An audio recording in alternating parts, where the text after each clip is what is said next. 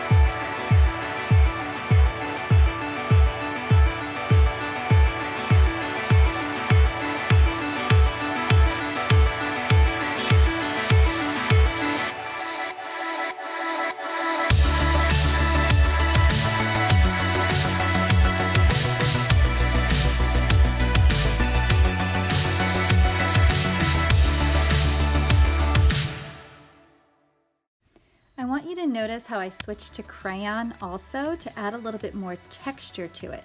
If you work with crayon on top of wet paint or even wet paint sticks, you will be able to scratch into it. It's called sgraffito.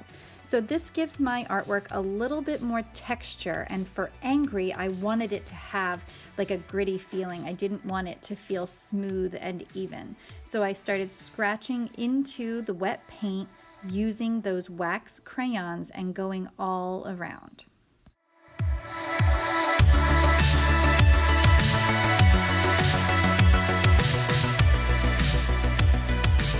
I've used crayons and paint sticks now, but I still don't like how there's so much white space left. A good idea when you're using something with a resist, like wax, is to have a watercolor resist on top of it. This means that the watercolor will only stick where there's white paper left. It will not stick onto the wax.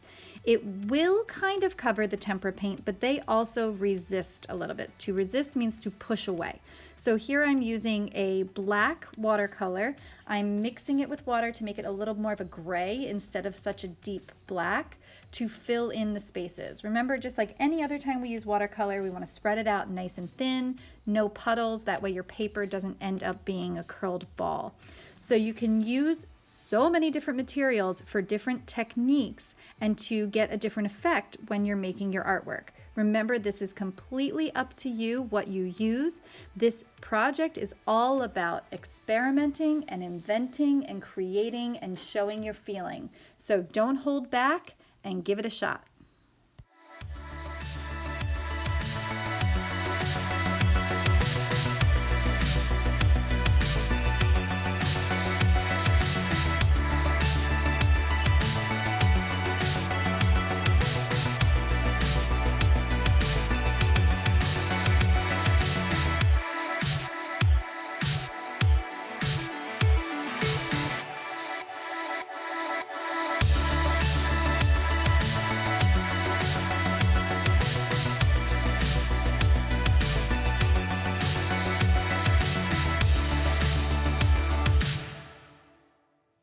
All right, I let my paper dry, and after it dried, I checked it out. I noticed that I lost a lot of that texture that I added before with the crayon after I went over it with the watercolor. So I'm going back in with pastel now. This is that deep inspiration color I had for anger, that burgundy red, the shade of red I made by mixing red and black together. So I'm going back on top of my painting. So now I have tempera paint sticks, watercolor, crayon, and oil pastel. When you think you're done, sometimes you're not done. Sometimes it just takes a little more looking and thinking and feeling to complete your artwork. So don't think that you have to finish this all at once. Remember, our Flex Week at the end of block 3 is when everything really has to be submitted. So if you don't finish this today, if you want to go back and finish it later, if you want to spend time on the weekend, do that. Spend the time to really make it a finished work of art. Keep going, keep creating, and keep adding until you feel like you've totally expressed your emotions.